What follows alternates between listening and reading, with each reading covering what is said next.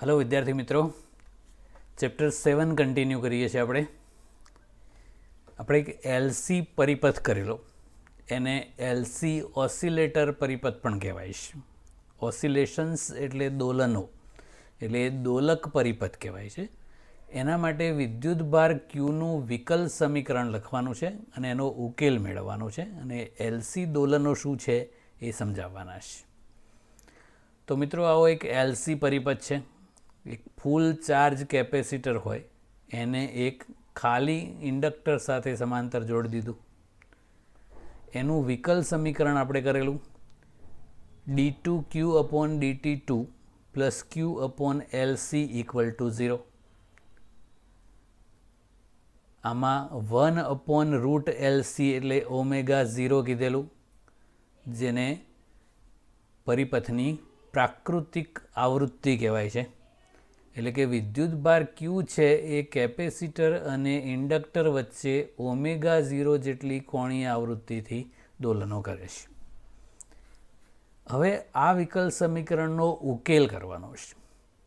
મિત્રો, વિકલ સમીકરણનો ઉકેલ એટલે અહીંયા ચલ તરીકે ક્યુ છે, તો એ ક્યુનું જે મૂલ્ય આ વિકલ સમીકરણનું સમાધાન કરે એને આ વિકલ સમીકરણનો ઉકેલ કહેવાય છે. તો એ ઉકેલનું સૂત્ર આપણે સ્વીકારી લેવાનું છે. Q = QM cos ωt + φ.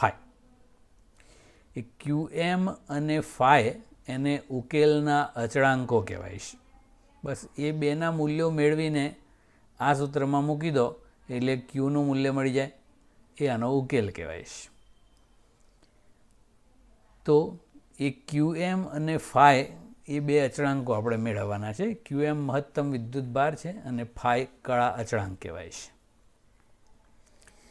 તો t = 0 સમયે કેપેસિટર ફૂલ ચાર્જ હતું, એટલે કે t = 0 સમયે કેપેસિટર પરનો વિદ્યુતભાર મહત્તમ QM હતો. તો અહીંયા Q = QM છે, એનો મતલબ કે cos ωt + φ ની કિંમત 1 હોય. આ પદ તો 0 થઈ ગયું, માટે cos φ = 1 થાય. અને cos φ 1 ક્યારે થાય? આ કળા અચળાંક φ = 0 હોય ત્યારે.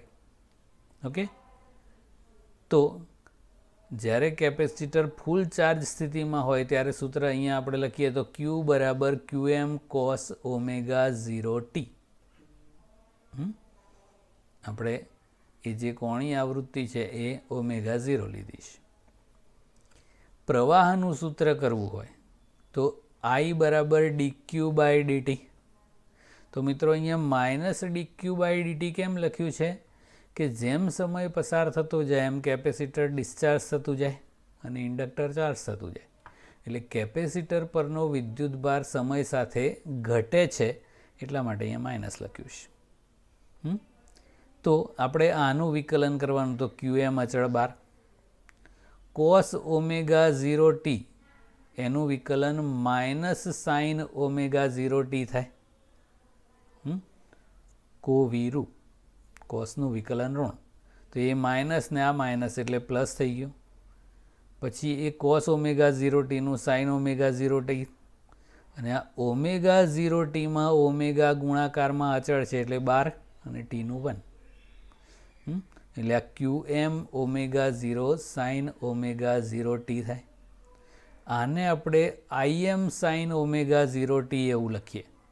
IM કોને કીધું આપણે? QM × ω0. તો આને મહત્તમ પ્રવાહ IM કહી દીધો છે. એટલે આ વિદ્યુત ભારનું સમીકરણ છે, એવું આ વિદ્યુત પ્રવાહનું સમીકરણ થઈ ગયું. હવે આગળ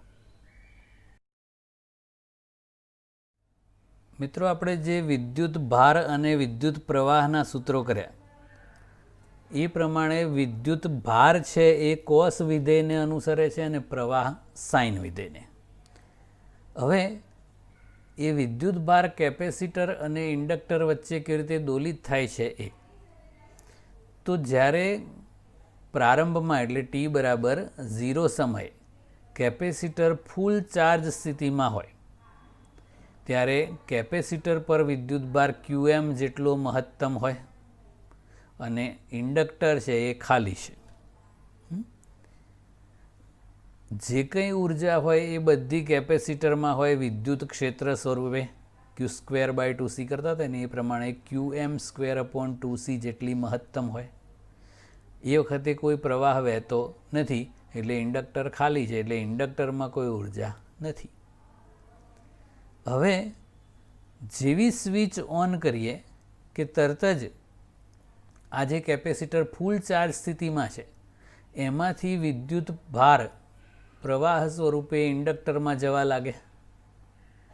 એટલે કેપેસિટર ક્રમશઃ વિદ્યુત વિભારિત થાય એટલે કે ડિસ્ચાર્જ થાય અને ક્રમશઃ પ્રવાહ વધતો જાય એટલે આ ઇન્ડક્ટરમાં ચુંબકીય ક્ષેત્ર સ્વરૂપે ઉર્જા સંગ્રહાતી જાય. ઇન્ડક્ટરમાં સંગ્રહાતી ઉર્જા ½LI² કરતા હતા. જેમ પ્રવાહ વધતો જાય એમ ઇન્ડક્ટરમાં ક્રમશઃ ઉર્જા વધતી જાય. એટલે આ ઇન્ડક્ટર છે એ ક્રમશઃ ચાર્જ થતું જાય અને કેપેસિટર ક્રમશઃ ડિસ્ચાર્જ થતું જાય. આગળ જોઈએ. હવે જ્યારે આવર્તકાળનો ચોથો ભાગ થાય ત્યારે પ્રવાહ મહત્તમ થઈ જાય છે. આપણે પ્રવાહ છે I = Im sin ω0t ને અનુસરે છે. એટલે આપણે સાઇન વિધેયનો આલેખ આમ કરતા હતા ને. આવર્તકાળ જેટલા સમયમાં એક સાયકલ પૂરું થાય, આવર્તકાળના અડધા સમયમાં અડધું સાયકલ અને આવર્તકાળના ચોથા ભાગના સમયમાં એ 0થી મહત્તમ થાય. એટલે પ્રવાહ મહત્તમ પર પહોંચે. તો એનો અર્થ શું થાય કે કેપેસિટર છે એ આ ટોટલી ખાલી થઈ ગયું હોય અને એ પ્રવાહ મહત્તમ થઈ ગયો એટલે આ ઇન્ડક્ટર છે એ ફૂલ ચાર્જ થઈ ગયું હોય. એટલે બધી જ ઉર્જા કેપેસિટરમાંથી ઇન્ડક્ટરમાં આવી ગઈ હોય. એટલે T/4 સમયને અંતે કેપેસિટર સંપૂર્ણ ડિસ્ચાર્જ અને ઇન્ડક્ટર સંપૂર્ણ ચાર્જ. ½ LI મેક્સિમમનો square. હવે શું થશે કે આ ફૂલ ચાર્જ છે ને આ ખાલી છે એટલે પ્રવાહ હવે ઇન્ડક્ટરમાંથી કેપેસિટરમાં જવા લાગશે. હવે ઇન્ડક્ટર ક્રમશઃ ડિસ્ચાર્જ થવા લાગશે અને કેપેસિટર ક્રમશઃ ચાર્જ થવા લાગશે. આવર્તકાળનો અડધો સમય પસાર થાય ત્યારે આમાંથી બધી ઉર્જા કેપેસિટરમાં આવી જાય. પણ પ્રવાહ આમથી આમ આવે છે એટલે કેપેસિટરની નીચેની પ્લેટ ક્રમશઃ ધન થતી જાય અને ઉપરની ઋણ થતી જાય. પહેલાં ઉપર ધન ને નીચે ઋણ હતી, હવે નીચે ધન અને ઉપર ઋણ એટલે કે એની પોલારિટી ઉલટાઈ જાય. તો ક્રમશઃ આવું થતું જાય. T/2 સમયને અંતે હવે આ ખાલી થઈ જાય અને આ ફૂલ ચાર્જ થઈ જાય. હવે શું થશે તો આ કેપેસિટરમાંથી વિદ્યુતભાર ઇન્ડક્ટરમાં જાય પણ હવે આ પ્લેટ ધન છે એટલે પ્રવાહ આમથી આમ થવા માંડશે ઉલટો. એટલે પેલું આમ હતું ને આમ થઈને આમ પાછો પ્રવાહ મહત્તમ થાય એટલે આ ફૂલ ચાર્જ ને આ ખાલી થઈ જાય. પછી આમાંથી પ્રવાહ આમ જાય એટલે પાછી ઉપરની પ્લેટ ધન થઈ જાય અને નીચેની ઋણ થઈ જાય એટલે પહેલાં જેવું થઈ જાય. આવું સતત ચાલ્યા કરે. તો આ રીતે વિદ્યુતભાર છે એ કેપેસિટર અને ઇન્ડક્ટર વચ્ચે સતત દોલન કરતો રહે અને આને LC દોલનો કહેવાય છે. આમાં જે ઉર્જા છે એ કેપેસિટરમાંથી ઇન્ડક્ટરમાં, ઇન્ડક્ટરમાંથી કેપેસિટરમાં આ રીતે સતત ગતિ કરતી રહેશે. આપણે આદર્શ પરિસ્થિતિ તરીકે અહીંયા કોઈ ઉર્જાનો વ્યય થતો નથી એવું લીધું છે. હકીકતમાં અહીંયા સતત બદલાતું વિદ્યુત ક્ષેત્ર અને સતત બદલાતું ચુંબકીય ક્ષેત્ર ઉત્પન્ન થાય છે. એના કારણે આ પરિપથની જે ઉર્જા છે કે જે સ્ટાર્ટમાં આવું હતું ને QM²/2C એ આમાંથી આમાં જાય એ ½ LI² મેક્સિમમ સ્વરૂપે પછી આમાંથી આમાં પણ એ સતત બદલાતું વિદ્યુત ક્ષેત્ર અને સતત બદલાતું ચુંબકીય ક્ષેત્ર છે એ વિદ્યુત ચુંબકીય તરંગોનું નિર્માણ કરે છે. એટલે આ જે LC પરિપથ છે એમાંથી વિદ્યુત ચુંબકીય તરંગો સ્વરૂપે ઉર્જા મુક્ત થતી જાય છે, એટલે પરિપથની ઉર્જા ક્રમશઃ ઘટતી જાય છે. એવું નેક્સ્ટ ચેપ્ટરમાં આવશે. ઓકે વિદ્યાર્થી મિત્રો, હવે એક બહુ જ મહત્ત્વની રચના આપણે કરવાની છે, ટ્રાન્સફોર્મર. અન્યોન્ય પ્રેરણના સિદ્ધાંત પર કાર્ય કરતી રચના છે. હવે એસી વોલ્ટેજ હોય જે આપણા ઘરમાં વપરાય છે, એને નાનામાંથી મોટું અને મોટામાંથી નાના વોલ્ટેજમાં રૂપાંતરિત કરવાની જરૂર પડે છે, અને એના માટે આ ટ્રાન્સફોર્મર વપરાય છે. Transformer means which transfer the form of voltage, that is called transformer. એટલે એસી વોલ્ટેજને વધારેમાંથી ઓછું અને ઓછામાંથી વધારે કરતી રચના. અન્યોન્ય પ્રેરણના સિદ્ધાંત પર કામ કરે છે. વ્યાપક રૂપે કહેવું હોય તો વિદ્યુત ચુંબકીય પ્રેરણના સિદ્ધાંત પર, પણ એમાં બે ગૂંચળા હોય છે, એટલે એ પર્ટિક્યુલરલી કહીએ તો અન્યોન્ય પ્રેરણના સિદ્ધાંત પર કામ કરે છે. એની રચના કેવી હોય છે એ તો એમાં બે અલગ કરેલા ગૂંચળાઓ હોય છે. અલગ કરેલા મીન્સ કે એ જે તાર હોય એની ઉપર અવાહક પડ ચડાવેલું હોય, અને એ એકબીજા ઉપર અથવા તો બે અલગ અલગ ગર્ભ ઉપર વીંટાળેલા હોય. ગર્ભ એટલે એ ગૂંચળું જેની પર વીંટાળવામાં આવેલું હોય એ માધ્યમ. એ બે ગૂંચળામાંના એક ગૂંચળાને પ્રાથમિક ગૂંચળું એટલે કે પ્રાઇમરી કોઇલ અને બીજા ગૂંચળાને સેકન્ડરી કોઇલ એટલે ગૌણ ગૂંચળું કહેવાય છે. તો પ્રાથમિક ગૂંચળામાં આંટાની સંખ્યા ધારો કે NP છે, અને ગૌણ ગૂંચળામાં આંટાની સંખ્યા ધારો કે NS છે. S for secondary, P for primary. હવે એ જે પ્રાથમિક ગૂંચળું છે એ ઇનપુટ કોઇલ પણ કહેવાય છે, અને જે ગૌણ ગૂંચળું છે સેકન્ડરી કોઇલ એને આઉટપુટ કોઇલ પણ કહેવાય છે. આ રીતનું હોય છે કે નરમ લોખંડની એક કોર હોય, એની ઉપર પ્રાથમિક ગૂંચળું અને ગૌણ ગૂંચળું આ રીતે એકબીજા ઉપર વીંટાળેલા હોય. અમુકમાં બંને ગૂંચળા આ રીતે અલગ અલગ કોર પર વીંટાળવામાં આવે, પણ એ કોર છે એ જોઈન્ટ જ હોય. તો આ એની રચના છે. હવે વ્યવહારમાં આપણે જે ટ્રાન્સફોર્મર વાપરતા હોઈએ છીએ એની આ જુદી જુદી ફિગર્સ છે. તો આ હોમ યુઝમાં વપરાતી હોય એ ટ્રાન્સફોર્મર છે. આ આપણે નોર્મલી જોતા હોઈએ છીએ એ ડીપી હોય, ડીપી કહે છે ને આપણે, ડિસ્ટ્રીબ્યુશન પોઈન્ટ કહેવાય છે, ત્યાં હોય છે. આ જે છે એ પાવર સ્ટેશનો ઉપર હોય છે. તો આ અલગ અલગ પ્રકારના ટ્રાન્સફોર્મર્સ છે. આનું ડિટેલ આપણે કરવાનું છે. હવે એ ટ્રાન્સફોર્મર માટેના અગત્યના સૂત્રો તારવવાના છે આપણે.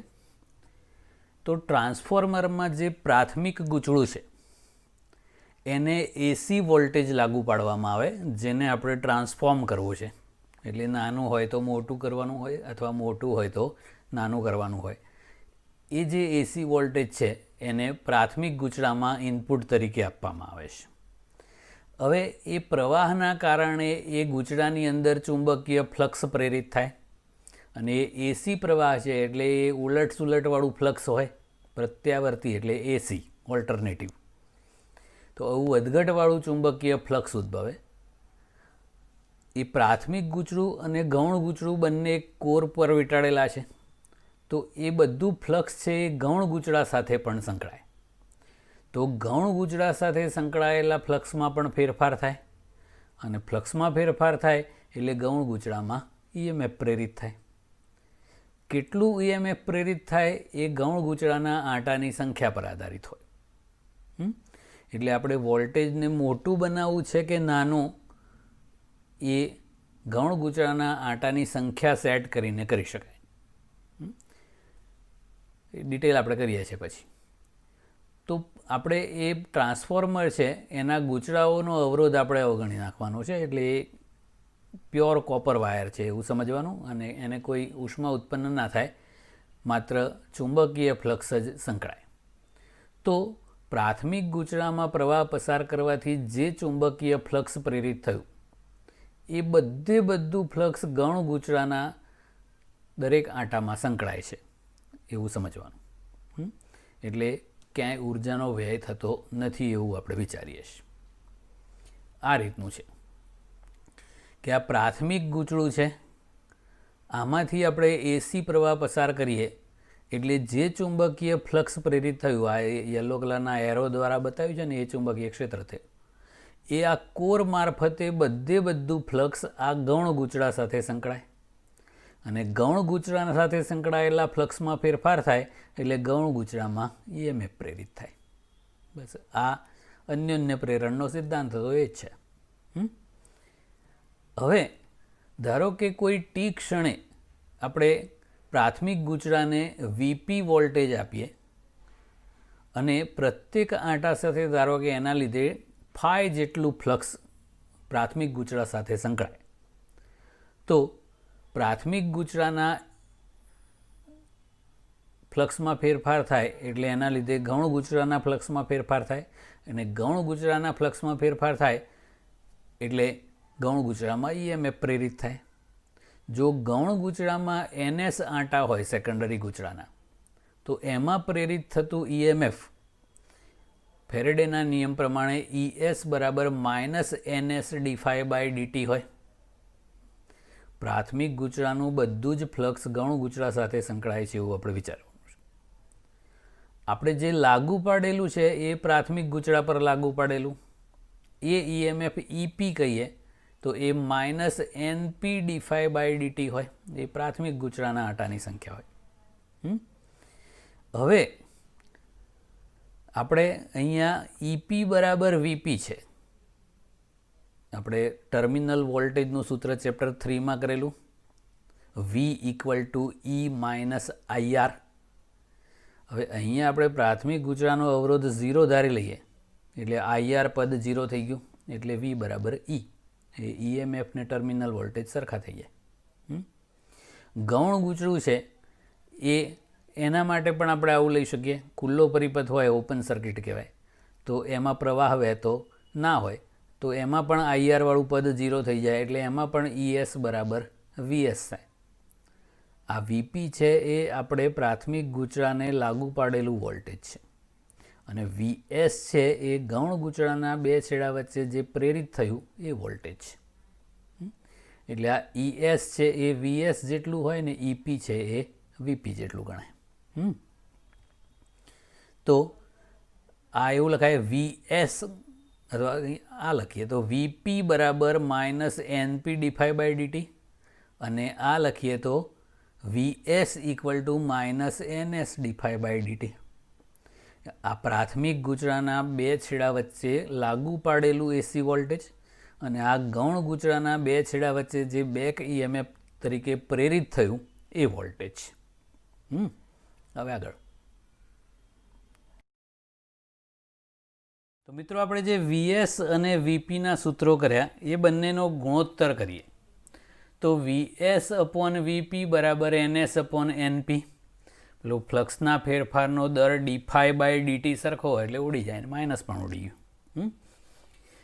હવે આપણે 100% કાર્યક્ષમતાવાળું ટ્રાન્સફોર્મર લઈએ, મતલબ કે જેમાં કોઈ પણ પ્રકારે ઉર્જાનો વ્યય ના થતો હોય, તો ઇનપુટ પાવર જેટલો આપણે ઇનપુટમાં આપીએ એટલો પૂરેપૂરો આઉટપુટમાં પાવર મળે.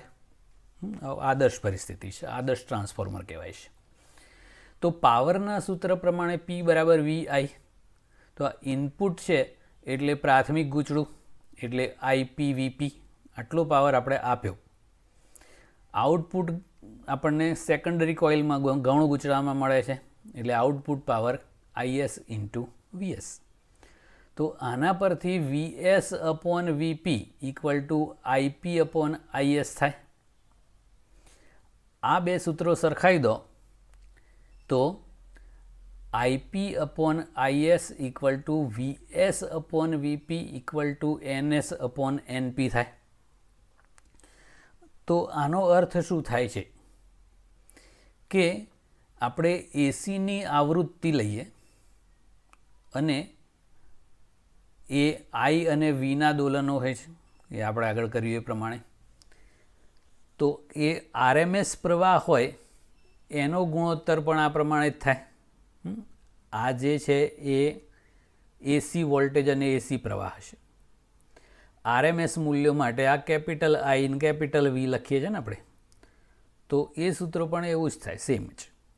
તો વીએસ ઇક્વલ ટુ આ વીએસને કરતા બનાવી દઈએ તો વીપી સામે જતું રહે, તો NS upon NP into VP, અને આઈએસને કરતા બનાવો તો IS equal to NP upon NS into IP.